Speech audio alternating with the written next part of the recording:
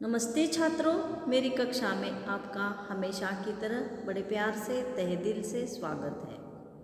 रैयत शिक्षण संस्था सातारा रैयत ऑनलाइन स्कूल एजुकेशन रोज़ प्रकल्प 2021-22 के लिए सद्गुरु गाडगे महाराज कॉलेज कराड़ से मैं अध्यापिका माधुरी सावंत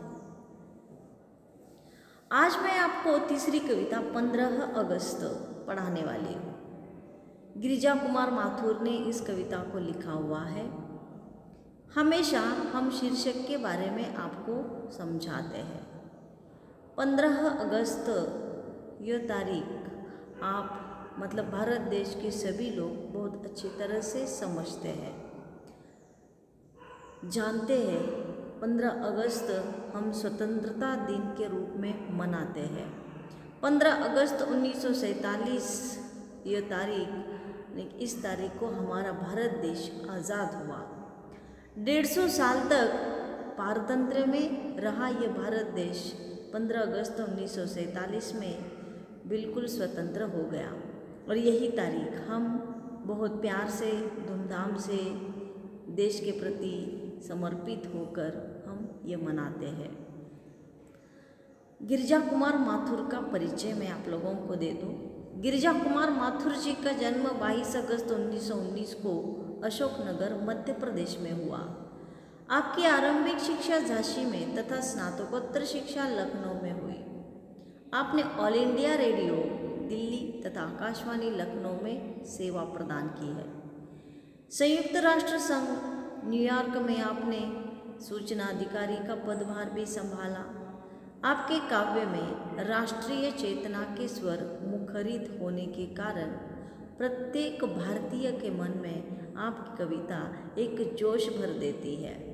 इनकी मृत्यु 1994 में हुई थी।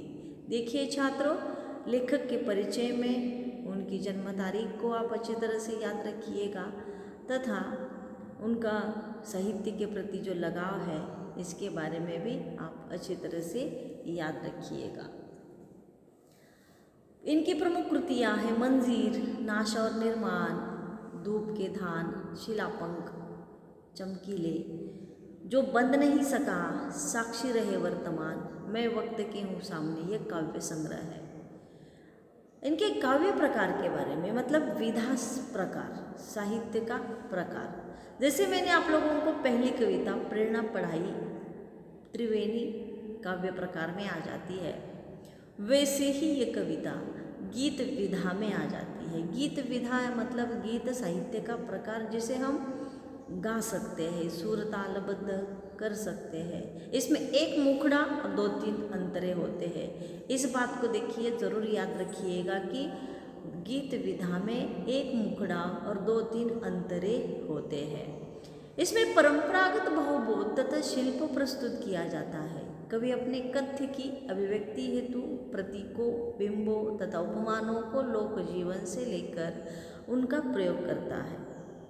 तार सप्तक के कवियों में आप लोगों को जब ये सवाल पूछा जाएगा कि तार सप्तक के कवि या गीत विधा लिखने वाले कवियों के आप नाम लिखिए, तब उस वक्त आप लोगों को ये याद रखना है कि अज्ञेय जी, मुक्तिबोध, प्रभाकर माचवे, गिरिजा कुमार माथुर, नेमीचंद्र जैन, भारत भूषण अग्रवाल, रामविलास शर्मा, इनका महत्वपूर्ण स्थान है।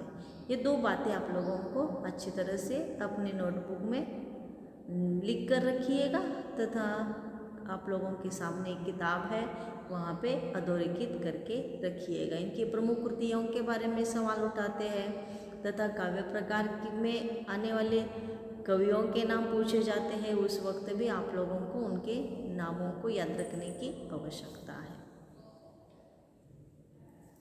काव्य परिचय में प्रस्तुत गीत में कवि ने स्वतंत्रता के उत्साहों को अभिव्यक्त किया है। स्वतंत्रता के पश्चात विदेशी शासकों से मुक्ति का उल्लास देश में चारों ओर छलक रहा है। इस नवोल्लास के साथ साथ कवि देशवासियों तथा सैनिकों को सजग और जागरूक रहने का आह्वान कर रहा है। समस्त भारतवासियों का लक्ष्य यही होना चाहिए कि भारत की स्वतंत्रता पर अब कोई आँच न आने पाए, क्योंकि दुखों की काली छाया अभी पूर्ण रूप से हटी नहीं है। जब शोषित, पीड़ित और मृतप्राय समाज का पुनरुत्थान होगा तभी सही मायने में भारत आज़ाद कहलाएगा। तो काव्य परिचय में मैंने आप लोगों को बताया, मतलब ये जो 15 अगस्त कविता है, ये 15 अगस्त कविता, इसमें गिरिजा कुमार माथुर जी आप लोगों को स्वतंत्रता प्राप्त होने के बाद जो उत्साह हो जाता है, जो खुशियाँ, उमंग हमारे मन में, बहुत सालों से हम अपने भारत देश को अंग्रेज़ों के बंधन से मुक्त करना चाहते थे, उसके लिए बहुत सारे क्रांतिकारी होकर चले गए। यहाँ तक कि हमारे राष्ट्रपिता महात्मा गांधी जी ने भी अनेक तरह का, मतलब स्वतंत्रता, असहयोग आंदोलन छेड़ा, नमक सत्याग्रह, इसी तरह के आंदोलन अहिंसा के रूप में, अहिंसा का सहारा लेकर हमारे भारत को आज़ादी देने में उनका भी बहुत बड़ा योगदान है। सिर्फ यही बापू जी नहीं है तो सुभाष चंद्र बोस जी है, भगत सिंह है, राजगुरु है, अनेक सारे नाम हैं कि उनकी गिनती हमारे लिए बहुत ही कम हो जाएगी।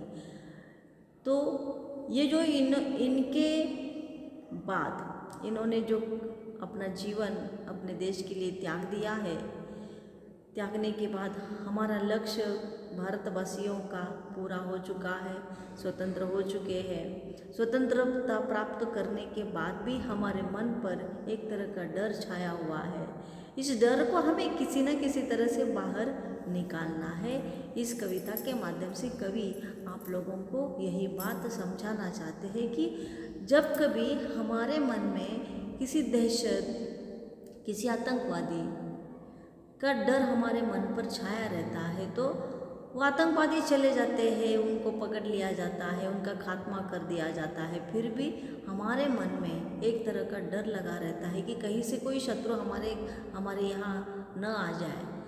आज भी हमारे लोगों की यही अवस्था है कि हम ज़रूर स्वतंत्र हो चुके हैं, लेकिन स्वतंत्रता के बाद भी जो ये समाज मृतप्राय जैसी अवस्था इसकी हो चुकी है, इन्हें पुनर्जीवन देना है, इनका पुनरुत्थान करना है।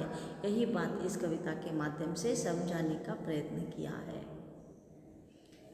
आज जीत की रात पहरुए सावधान रहना, खुले देश के द्वार अचल दीपक समान रहना।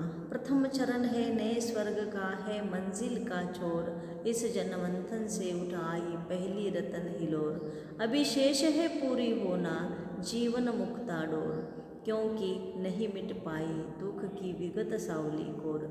ले युग की पतवार बने अम्बुदी महान रहना, पहरुए सावधान रहना।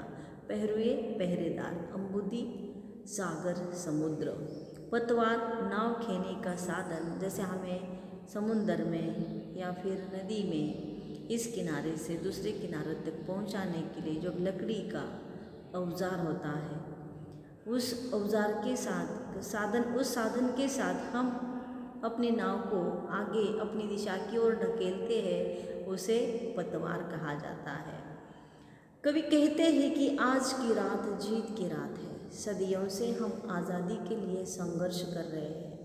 जो आज की रात हमें ये विजय मिली है, वे देश की जनता, सैनिकों तथा देश की सुरक्षा करने वालों से कहते हैं कि आज़ादी मिल तो गई है, पर सावधानी रखने की ज़रूरत है।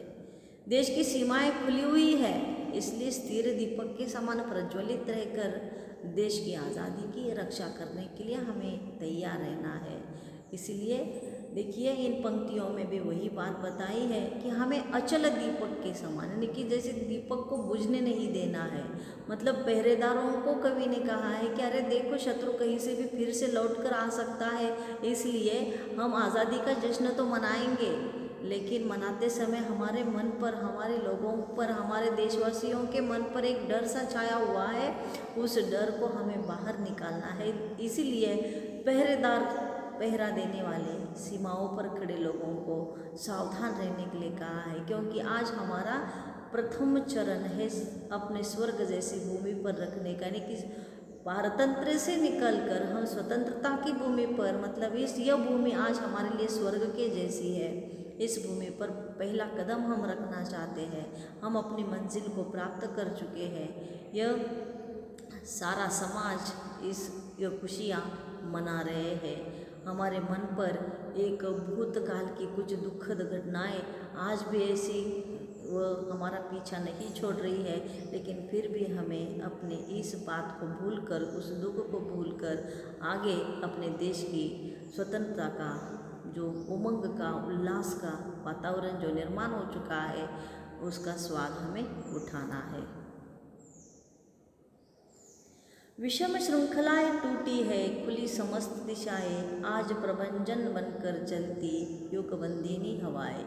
प्रश्न चिन्ह बन खड़ी हो गई ये सिमटी हवाएं, आज पुराने सिंहासन की टूट रही प्रतिमाएं। उठता है तूफान, इंदु तुम दीप्तिमान रहना, पहरुए सावधान रहना। प्रभंजन यानी कि आंधी तूफान, इंदु यानी कि चंद्रमा, दीप्तिमान प्रकाशमान, कांतिमान प्रभायुक्त। श्रृंखलाएं यानी कि कड़ियाँ, जो बंधन की कड़ियाँ है हमारे अंग्रेज़ लोगों ने हम लोगों पर डाली हुई थी। हमारे भारत देश को उन्होंने पारतंत्र में रखा था, मतलब हमारा ही देश हमें नहीं सौंपा था, हमें गुलामों की तरह हमारे साथ वो व्यवहार कर रहे थे। आज वो जा चुके हैं, 150 साल के बाद उन्हें यहाँ से निकाल दिया गया है। आज हमारा भारत देश आज़ाद हो चुका है, इसलिए हमारे लिए समस्त दिशाएं खुल चुकी है। आज ये आंधी तूफान भी, जो हवाएं बंद थी वह तूफान की तरह चल रही है, वह भी मुक्त होकर भाग रही है। आज हमारे सामने किसी तरह की पारतंत्र की कड़ी हमारे पैरों में नहीं है, इसलिए जो अंग्रेज़ लोग यहाँ पे थे उनकी कुर्सियाँ, उनका सिंहासन, उनका राज्य हमेशा हमेशा के लिए हमने खत्म कर दिया है। आज फिर से हमें नई उमंग तरंग के साथ अपने इस भारत देश को प्रकाशित होते हुए हमें देखना है। कवि कहते हैं कि काफ़ी सत्कर्म और पुण्य कार्यों के पश्चात हमें स्वर्ग रूपी स्वतंत्रता प्राप्त हो चुकी है। भले ही हमने लक्ष्य की मंजिल पर पहुंचकर आज़ादी प्राप्त कर ली है, पर ये उसका शुरुआत का काल है। ये पहली बार है। हमारी आज़ादी देश की जनता के लंबे समय के लिए जा रहे संघर्षों से प्राप्त पहला फल है। बहुत कष्ट उठाया, बहुत पीड़ा सहली, बहुत गुलामी हो गई, बहुत मारपीट हो गई, बहुत लहूलुहान जमीन हो गई। अभी तो समाज के अलग अलग ऐसा वर्ग है, उन लोगों को हमें समझाना है, उन्हें संगठित करना, बहुत कुछ बाकी है हमारा कर्तव्य। इसलिए इस नए स्वर्ग की भूमि पर कदम रखते समय हमें पुरानी काली छाया को हमें मिटा देना है। कवि देश के कर्णधारों से कहते हैं कि वे बदलते युग के अनुसार सागर की तरह बड़े धीरज के साथ गंभीर बनकर भारत की जो दिशा है उसे निर्देश करें, नई दिशा की ओर लेकर बढ़े, विकास की ओर लेकर जाए, देश में युग के अनुरूप परिवर्तन लाए। वे देश के रक्षकों में सावधान रहने के लिए कहते हैं। ऊंची हुई मशाल हमारी आगे कठिन डगर है, शत्रु हट गया लेकिन उसकी छायाओं का डर है। शोषण से मुक्त है समाज, कमजोर हमारा घर है, किंतु आ रही नई जिंदगी यह विश्वास अमर है। जनगंगा में ज्वार लहर तुम प्रवहमान रहना, पहरुए सावधान रहना। कठिन शब्द, डगर यानी कि रास्ता, जनगंगा यानी कि जन समूह, प्रवहमान यानी कि हमेशा प्रवाहशील रहना। कवि यहाँ पे कहना चाहते हैं कि ये सही है कि हमें स्वतंत्रता मिल चुकी है, शत्रु सामने से चला गया है, पर पीछे से वह कौन सा खेल खेलेगा हमें पता नहीं। इससे बचने के लिए हमें पहले से ही और अधिक जागरूक रहना है। सालों साल हमने गुलामी सह ली है, अनेक तरह से हमें पीड़ा पहुंचाई, शारीरिक, मानसिक, आर्थिक, सांस्कृतिक सभी ओर से अत्यंत हमें कमज़ोर बना दिया है। किंतु हमें यह विश्वास है कि हम नई जिंदगी की शुरुआत करेंगे, आगे बढ़ेंगे। जैसे समुद्र की लहरें जब एक साथ मिलकर समुद्र में ज्वार निर्माण कर देती है, उसी तरह से मनुष्य को यहाँ हमें सब लोगों को इकट्ठा होकर हमारे इस देश को और ताकतवर बनाना है और हमें अपनी इस आज़ादी का जश्न मनाना है। इसीलिए कवि कहते हैं कि पहरुए तुम्हें अत्यंत ही सावधान होगा। देखिए छात्रों, यहाँ पर ये कविता समाप्त हो जाती है। धन्यवाद।